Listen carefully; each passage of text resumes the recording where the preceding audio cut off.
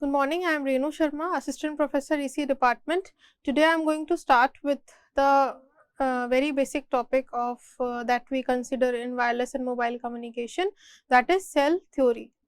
So, these are the contents of my today's lecture. First, I will discuss that what is a cell, how we are considering a cell, then considering different types of cells means combining number of cells we are going to decide a cluster is cluster size will be decided, then co-channel cell frequency reuse and improving the coverage and frequency reuse. So, there are different concepts, different techniques that we can use to improve the frequency reuse operation. So, I will begin with the introduction. So, in this introduction of wireless mobile communication is basically when the transmitter and receiver are moving in nature and the information can be sent either we can initialize a call, we can receive a call or different types of operation that can be done in wireless and mobile communication. It is not always that we are going to do the voice signaling transmission is been done. We can also access the information like the example of Bluetooth. In case of Bluetooth also we are accessing the internet, we are uploading or downloading a file with the use of a wireless channel through the radio interface, and it is done by using the Bluetooth service. So, the introduction is of the cell is the concept of trunking or resource sharing between two central telephone exchanges was used in conventional landline phones. So, in basically in case of landline phones, when it is being used from the 2G, the GSM architecture has been used. GSM means Global System for Mobile Communication. So, this GSM belongs to the second generation of mobile communication. Now, here it is strictly used for transmitting the voice signals for the purpose of landline phones, and also it is used for accessing the internet for uploading and downloading the file. So, in this case this GSM architecture is based on different particular systems like BTS is there. Let us say I am taking an example of an mobile equipment. Mobile equipment is your mobile phone through which you want to initiate a call or through which you to which you are receiving a call. To this mobile phone there will be a SIM card which is connected, which has been inserted in your mobile phone, which is known as subscriber identity module. Now, this particular module is going to is having the information of a particular subscriber who is using this mobile equipment. Now, to this mobile equipment there are system which is connected, which is known as BTS. Now, BTS full form is base transceiver station. So, more than one mobile phone is connected to a single base transceiver station. Further, more than one BTS is connected to a single BSC, that is known as base station controller. Now, this the purpose of this base station controller is to see the operation of all these different BTS which is being present in a particular system. Now, this base station controller, more than one base station controller is connected to MSC, that is mobile switching center. This mobile switching center is responsible for handoff. I will explain later in the slide also handoff strategy. Then it will be used for seeing the operation of different base station controller, different operation of these system. Now, more than one MSC is connected to single GMSC, that is Global Mobile Switching Center, and to this at the receiver side there are different operations that can be performed like public switch telephone network, which is basically your landline phone. Then data network is also possible, like you are going to access the internet for the purpose of uploading and downloading. So this is a very general form of the GSM architecture that has been introduced for the second, in case of the second generation, and through this we can access the internet and we can also use it for the voice signal transmission. Now, a trunked radio system is a complex centrally controlled full duplex radio system that allows the sharing of limited radio frequency channels among a large group of users. So, it also uses control or signaling channels as well. So, in case of wireless and mobile communication, we are using full duplex communication. Full duplex means in case of transmitter and receiver, when the channel has been set up between them, like this is the transmitter, this is the receiver. So, whatever channel has been set up between this transmitter and receiver, it can be wired or wireless, it will be bidirectional, and the transmission and reception will be done at the same point of time. It is not the case of half duplex. Half duplex is also the bidirectional, but either a transmission can be done or the reception can be done at a time. The main example of this half duplex will be the Wi-Fi. Then in case of which we are talking about wireless and mobile communication, the information will be transmitted or received using the full duplex channel, and it has been limited by the number of radio receivers, and there are two types of signals that can be transmitted, that has to be transmitted. First one is the voice signal, second one is the control signal. Now, voice signal will consist of only the information of the voice signal, that is the information that you want to, like the speech signal is an example of voice signal, and in case of this control signals is consist of information, that is the synchronization which has to be used for the purpose of modulation and demodulation. Next one, it is the following are the two major components of the mobile telecommunication system in general. So, first one is the central station, second one is the mobile telephone. So, in case of this central station, this is a common for many subscriber and includes the switching equipment, and an RF transmitter and receiver will be used for the purpose of transmission and reception. So, central station means like when we are considering this GSM architecture, then MSC is the mobile switching center. It is known as the central station, which is responsible for the handoff situation when the subscriber is moving from one cell to another cell in case of roaming, when the requirement of transferring the control signals is required. So, in that case, in that situation, central stations will work. Also, it is responsible for controlling the operation between the base station controller and the GMSC, that is Global Mobile Switching Center. Another component required for the mobile telecommunication system is the mobile telephone. So, every subscriber must have a mobile telephone that includes a microphone, speaker, dialing facility, a radio transmitter and a receiver. So, mobile telephone means your mobile phone which consists of these equipments, that is responsible for initializing a call or responsible for receiving a particular call. In modern cellular telephony, rural and urban regions are divided into areas according to the specific provisioning guidelines or standard protocols.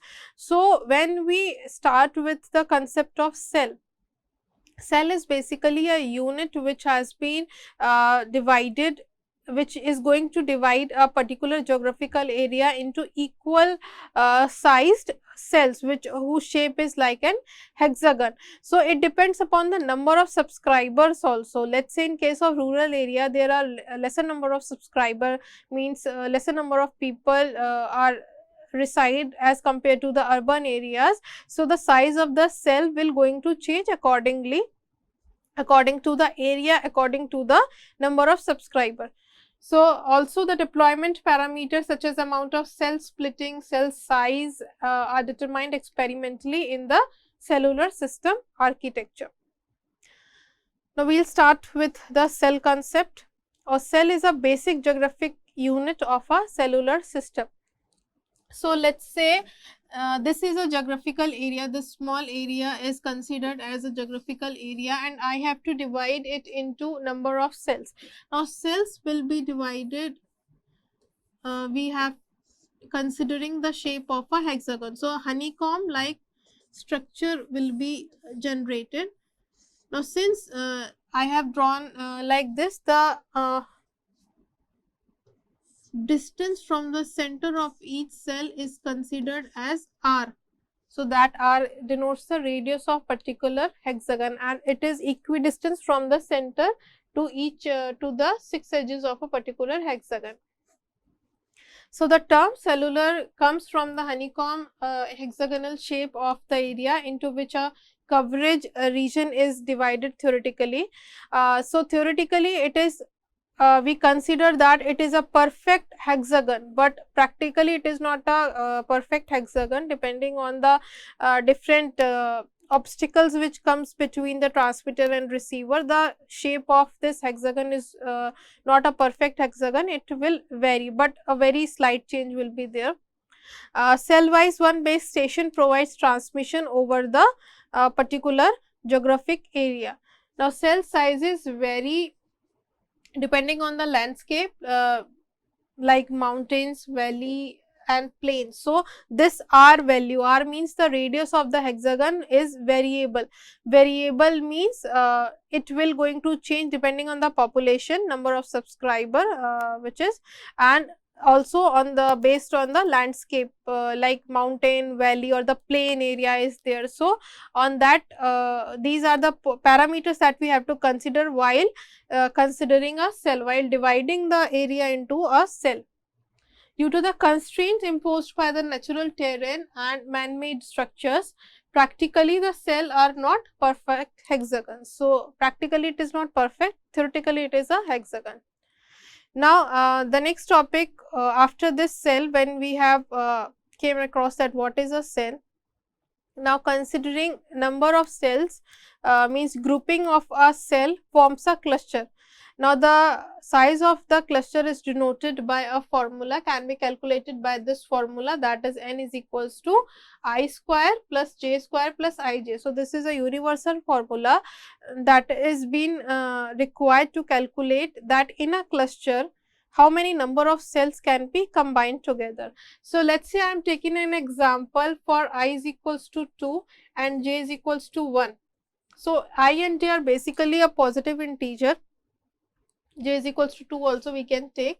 So I is equals to 2, j is equals to 2. So n will be is equals to, you can calculate the particular value. So whatever value we will get, we that means that number of cells in a cluster will be formed. So if I am taking an example I is equals to 2, j is equals to 1, let us say I am taking an example j is equals to 1 can be taken. So n will be is equals to 7 in that particular case. So you can see that 7 cells including this cell, this one, 7 cells will be there which will form a cluster. So this will be a cluster. Cluster means these cells are using a set of frequency. Set of frequency means uplink frequency and downlink frequency, since it is a full duplex combination of communication, full duplex we are using in case of wireless and mobile communication. So set of frequencies will be required, one is uplink frequency, another one is downlink frequency. So this n is required to calculate that how many cells will be exist in a particular cluster. Now what this I and j also signifies? So it also signifies the co-channel cell selection. It plays a very important role when we consider that two cells can use the same frequency, same set of frequencies. Now in a cluster, if let us say if these two cells, the corresponding cell uses same set of frequencies, then definitely there will be co-channel interference, there will be adjacent channel interference will be there, not the co-channel, it will be adjacent channel interference will take place. So, we have to take care that what are the two cells which are using the same set of frequencies, so that the interference will not be there.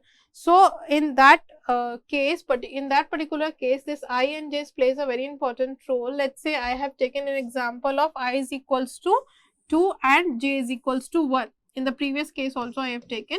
So, N will be is equals to 7.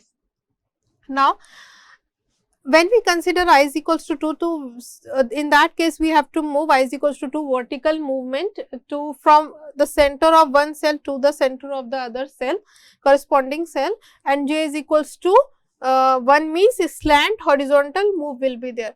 So, as you can see that I is equals to 2, if we consider this cell, this will be equivalent for every cell in a particular cluster. So, I is equals to 2 means from the center of this cell I am moving 1 and 2. So, this will be 2 distance vertical upward I have to move. Then 60-degree clockwise rotation will be done. So, after this 60-degree means this angle will be 60-degree, this will be 120-degree. So, 60-degree clockwise direction will be 10 means the slant horizontal move will be done, and J is equals to 1. So, this will be the this cell, this particular cell and this particular cell, these are known as co-channel cell, means these two cells are using the same set of frequencies, so that the co-channel interference will be reduced in this particular situation. And let us say I am taking an example J is equals to 2, then J is equals to 2 will be this particular cell. So, in that case this cell and this one, the initial cell, these two will be the co-channel cell in case when I is equals to 2 and J is equals to 2 will be there. So, this is how we are going to select the co-channel cell, so that the co-channel interference will be minimum and theoretically it will be equivalent to 0. So, a relationship will exist between the cluster design equation and the frequency reuse as well as the reuse distance. So, this is how we are going to establish a relation that N is equals to I square plus J square plus Ij will be the relation which is used for designing a cluster. Now, next is the cell size. So, the size of a cell depends on the density of subscriber in an area. That is what I am talking about. Either it will be a rural area or the urban area, and in this case the density will be less, in this case the density will be quite high. So, depending on that the value of the R will be changed. So, in case of rural area this R will be increased, means larger area of a cell can be considered, but in this case to provide the proper connectivity to each of the subscribers, since number of subscribers are quite large. So, in this case the R will be small. So, R means the radius of the hexagon. The capacity of a network in a densely populated area can be improved by reducing the size of the cell, means these are inversely proportional. If the number of subscriber are large in an area, then the R will be reduced, and if R will be reduced, the number of subscriber will be larger. In this case, it will be increased. So, that the capacity of a network in a densely populated area can be improved by reducing the size of the cell or by increasing the number of cells along with installing the low power base stations. So, if I am going to change practically the value of the R means the radius of a cell. So, corresponding to that the size of the antenna which is BTS only, that is the base transceiver station, it will also change. In case of small size cell, the low power antennas can be used, and in case of larger cell area, the high power antennas are required, high power BTS are required. So, that is what the system will also going to change. So, on the basis of size, cell may be categorized as macrocell, microcell, pico and femtocell. So, these are the different values of R, means these are the standard values we can consider depending on the number of subscribers. Now, this is the diagram, cell splitting it is known.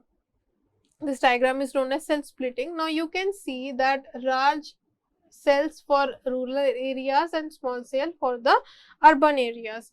So in case of this village type area where the number of subscribers are quite less, so larger cell will be required. So you can see that high power antennas will be required, also the R will be large. And in case of this urban areas, the antennas will be quite small, means also the physical size of the antenna will be less, and its power will also be less, and the R will be reduced, so that a proper connectivity will be provided to each of the subscribers. So that's what the concept of cell splitting will be considered while dividing an area into different cells.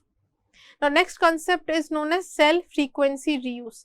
Cell frequency reuse is known as when a pair of frequencies will be used by two different cells, which is the distance will be calculated by considering the value of I and j. A radio channel consists of a pair of frequencies for full duplex operation.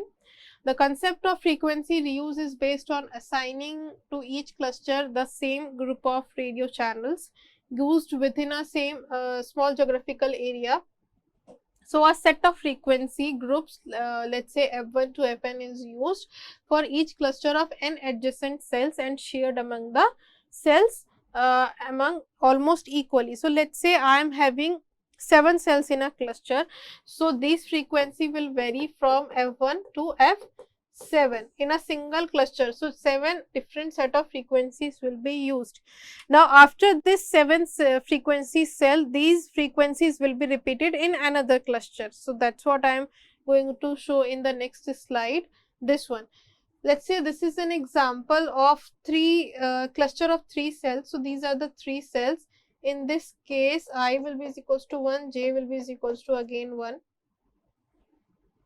So since this is a 3 cell cluster, so F1 is equal F1, F2, F3, 3 set of frequencies are required. In the next cluster again 3 set of frequencies is required. In the other cluster 3 set of frequencies is required. In case of this 7 cell cluster, you can see, so F1 to F7, let's say this one will be F1, F2, F3, F4, F5, F6 and F7. 7 set of frequencies are required. So this will be repeated again. This will be again, this will be F1, F2, F2, F3 and so on. So likewise it will be repeated. So on a whole you can say that 3 set of frequencies are required in this case, 3 cell. In case of 7 cell cluster, 7 set of frequencies is required. Now we have to select that which 2 cells have to use same set of frequency. So you can see over here that F1 is written over here, F1 is written over here. So which means that these are the 2 co-channel cells. And so in this case, if we consider this manner for using the frequency reuse concept, then the co-channel interference will be minimum in this condition. Next is the set of frequencies assigned to a cell is completely different from that assigned to the neighboring cell. So that's what I am saying, that neighboring cells should not have the same set of frequency. If they are using same set of frequencies, then a problem will occur that is known as adjacent channel interference.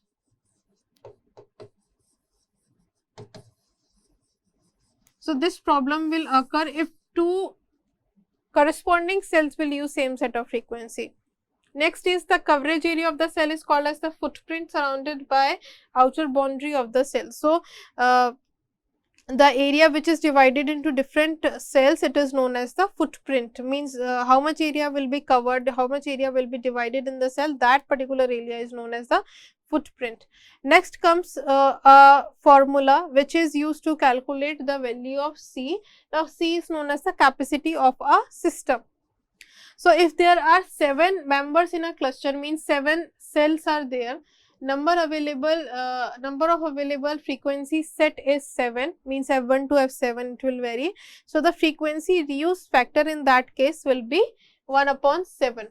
So if a cluster is having 3 cells, then the frequency reuse factor is denoted by 1/3. So this means that each cell uses 1/7 of the available cellular channel for reuse purpose. So, there are different parameters that are involved in calculating this particular channel capacity. So, first parameter is known as L, which means total number of duplex channels available for reuse. So, that is frequencies used per cluster. Second parameter is known as K. So, K is the number of duplex channels allocated to each cell of a cluster. So, K should always be less than L for the proper utilization of the frequency reuse. Third parameter involved in this formula is the cluster size that we have already seen, n is equals to I square plus j square plus ij. Fourth parameter is the m, that is number of times the cluster is repeated. Let's say I am taking an example. So, number of times this cluster is repeated. So, this is 1, 2, 3, 4, 5, 6. 1, 2, 3, 4, 5 and 6. 6 times this cluster is repeated. So, in this case m will be is equals to 6. So, this is how it is most of the time it is given in the numerical also. So, we can consider that value of m. Next parameter is capital C, that is the total effective number of duplex channels available in the area. So, thus L will be is equals to K into N, or C can be taken as m into L, that is m k n. So, this is the formula of the channel capacity. So, this I have already told that how we are going to use the frequency, how we are considering that which two cells should have the same set of frequency.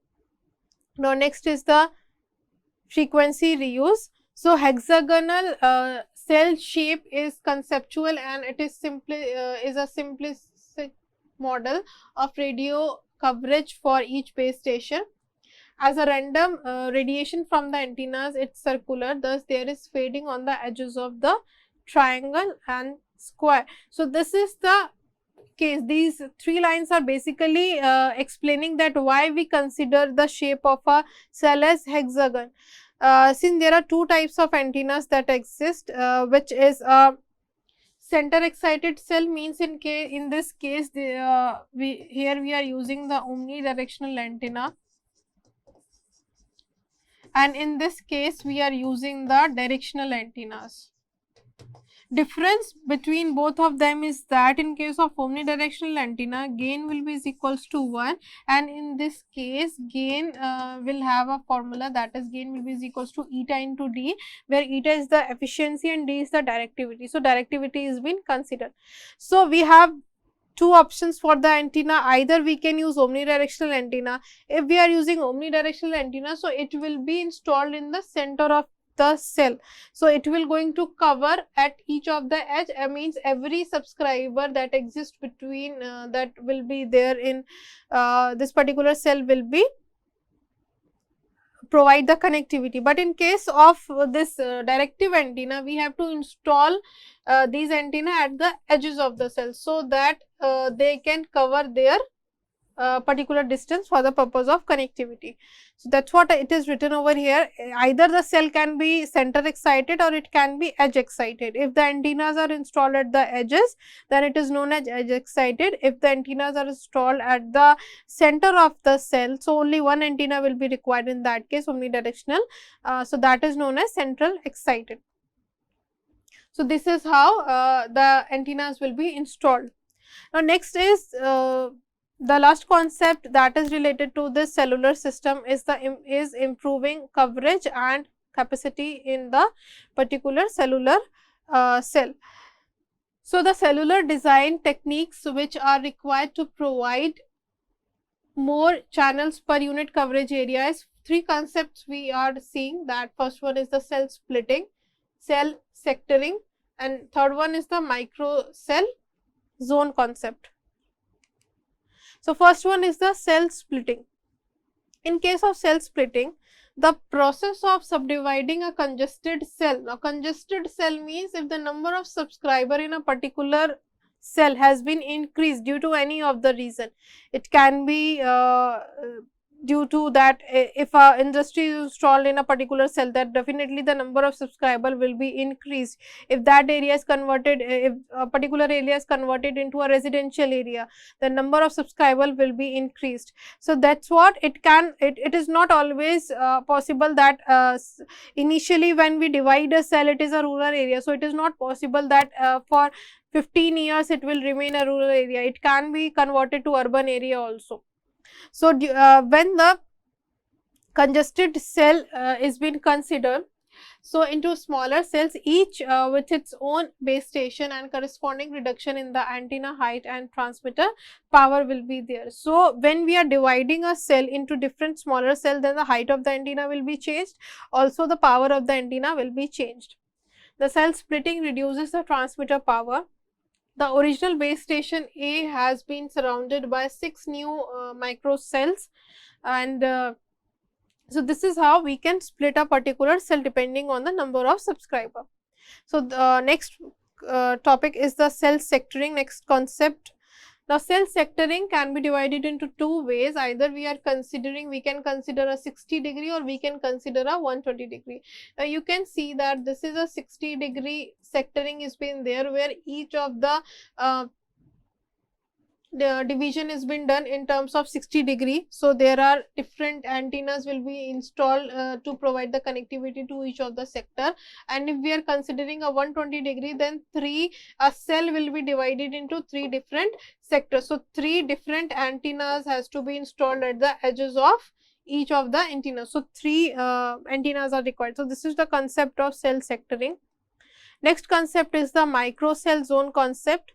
So even inside a cell, handoff is required. So what is handoff? Handoff is basically when a call has been going on, and the control signaling between the center of the cell and to the other subscriber, the connectivity is not maintained due to any of the thing like multipath propagation will be there, or if the person is moving from one cell to another cell also, then handoff will be required. Now what is handoff? Handoff will be the transferring of the control signals from one base station to another base station. So load on the MSC will be increased. To overcome this problem, we divide the cell into further 2-3 zones. So this is known as microcell zone concept, and this is given by Lee. So this is the diagram which is showing what is microcell zone concept. So this is a single cell which is divided into 3 different zones, zone 1, zone 2 and zone 3, so that a proper coverage will be provided to the subscriber who are residing or who are moving from within the cell. So this is how this sectoring will be done. So this is the zone selector will be there, and this is the base station which is providing the connectivity to each of the zone cells. Now next is the last one is the construction. So each of the 3 or more zone sites are connected to a single base station and share the same radio equipments as shown in this the previous figure. Zones are connected by a coaxial cable, fiber optic cable or microwave. So these are the 3 different links which are connected. We can consider either of the 3 cases. Optical fiber can be used, or coaxial cable or microwave link can also be used. So the operation is a mobile within a cell is served by the zone with the strongest signal. This approach is superior to sectoring since antennas are placed on the edges of the cell, and any base station channel may be assigned to a zone by the base station. Unlike in sectoring, handoff is not required at the MSC when the mobile travels between the zones within the cell. So this is the idea behind the microcell zone concept. So in this lecture, we have seen different types of criteria that we consider for improving the connectivity, improving the frequency cell. Reuse concept, we have seen what is cell and different types of literature that has been required to understand the cell concept. Thank you.